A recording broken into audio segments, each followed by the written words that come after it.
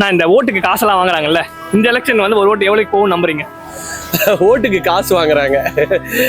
இது வந்து எங்க அப்பா அம்மா கிட்டயே நான் கான்ட்ரவர்சியா பேசுவேன். ஆக்சுவலா என்னன்னா, எல்லாருமே நீங்க எலெக்ஷன் எடுத்தாலே ஓட்டுக்கு காசு வாங்குறது, ஓட்டுக்கு வந்து கிஃப்ட் வாங்குறது, எலெக்ஷன் டைம்ல பிரியாணி போடுறது, ஒரு கூட்டத்துக்கு போனா 300 ரூபாய் கொடுக்கறது, இதை வந்து ரொம்ப காமனா கிளீஷாவே வச்சிருக்காங்க. ஓகேங்களா? இது வந்து எப்ப வந்தது என்ன வந்ததுலாம் நான் பார்த்தது கிடையாது.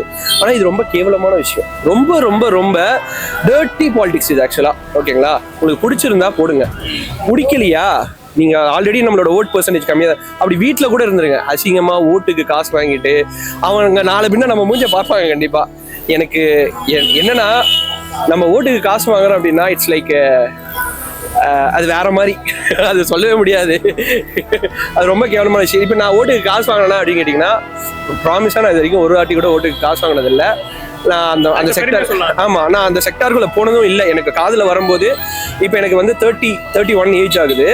பட் ஆனாலும் நான் வந்து ஒரு தடவையும் எனக்கு அது மாதிரி காதில் வரும்போது இல்லை எங்கள் அம்மா அப்பா ஏதாவது சொல்லும் போது நான் கேட்பேன், எதுக்கு வாங்கணும்? அதாவது ஸ்டார்டிங்கில் என்ன பண்ணுவாங்கன்னா 5000 ரூபாய் ஒரு ஓட்டுக்கு அப்படின்வாங்க. கிட்ட நெருங்க 500 ரூபாய் 1000 ரூபாய்.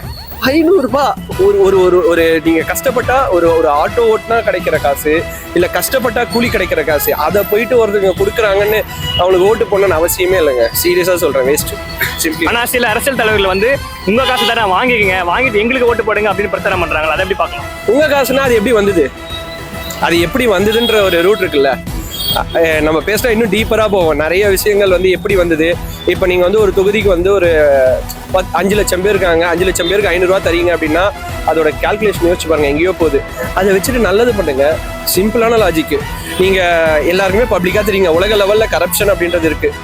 70% மக்களுக்கு நல்லது பண்ணிட்டு 30% கூட எடுத்துங்க. ஆனால் 30% தான் நல்லது பண்ணுவேன், 70% தரவே மாட்டேன் அப்படின்னு நிற்கிறவங்களுக்கு கண்டிப்பாக இதுக்கு மேல்பட்டு இப்படியே இருந்தீங்கன்னா அரசியல் களம் இப்படி இருக்காது. டு பி ஃப்ராங்க், அவ்வளோதான்.